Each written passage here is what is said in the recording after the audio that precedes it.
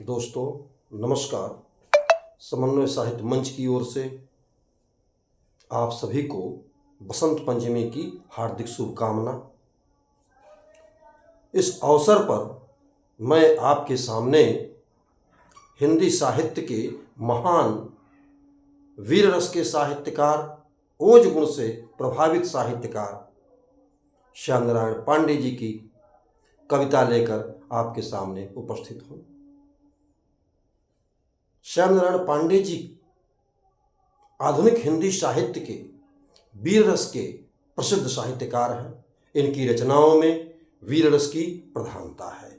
इनमें ओज गुण प्रमुखता से मिलता है। यहाँ पर आज हम उनकी रचना जौहर के कुछ अंश प्रस्तुत करेंगे और इनके एक और जो चर्चित रचना है हल्दी घाटी, उसके भी कुछ अंश आपके सामने प्रस्तुत करेंगे।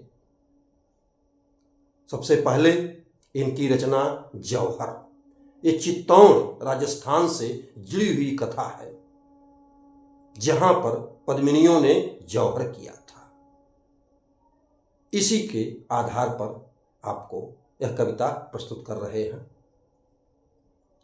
थाल सजाकर किसे पूजने चले प्रात ही मतवाले, कहाँ चले तुम राम नाम का पीतंबर तन पर डाले।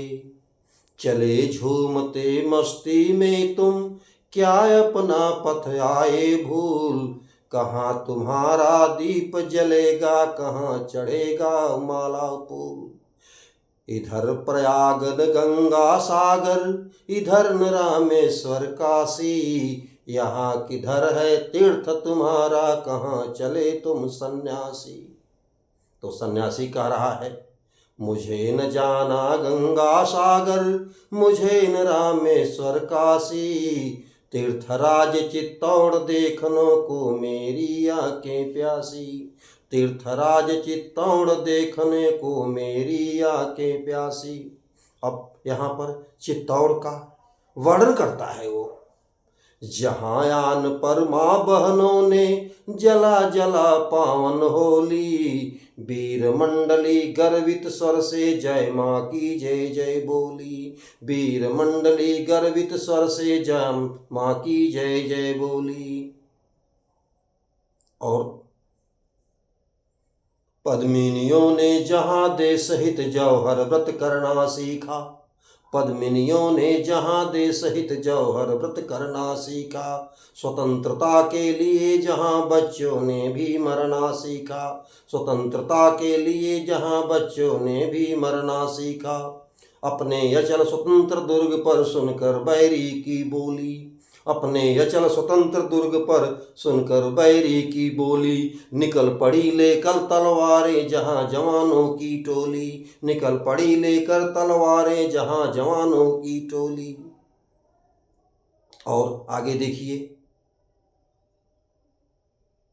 वहीं जा रहा पूजा करने लेने सतियों की पद धूल, वहीं हमारा दीप जलेगा वहीं चढ़ेगा माला फूल। वहीं हमारा दीप जलेगा वहीं चढ़ेगा माला फूल। इसके बाद श्याम नारायण पांडे जी की एक और ही कालजयी महाकाव्य है हल्दी घाटी। इस हल्दी घाटी में अकबर और महाराणा प्रताप के बीच संघर्ष का सुंदर चित्रण किया गया है। यहाँ पर जो है राणा प्रताप के द्वारा किए गए त्याग, संघर्ष, देशभक्ति का सुंदर चित्रण हुआ है। महाराणा प्रताप का घोड़ा चेतक, उसने भी अपनी वीरता दिखाई इस हल्दी घाटी की लड़ाई में। और यहाँ पर आपके सामने उसी चेतक की वीरता का चित्रण किया गया है, उसी का वर्णन हम यहाँ उसका कुछ अंश आपके सामने प्रस्तुत कर रहे हैं। रण बीच चौकड़ी भर भर कर चेतक बन गया निराला था, रण बीच चौकड़ी भर भर कर चेतक बन गया निराला था। राणा प्रताप के घोड़े से पड़ गया हवा का पाला था। राणा प्रताप के घोड़े से पड़ गया हवा का पाला था। रुकता न कभी चेतक तन पर लेकर सवार उड़ जाता था।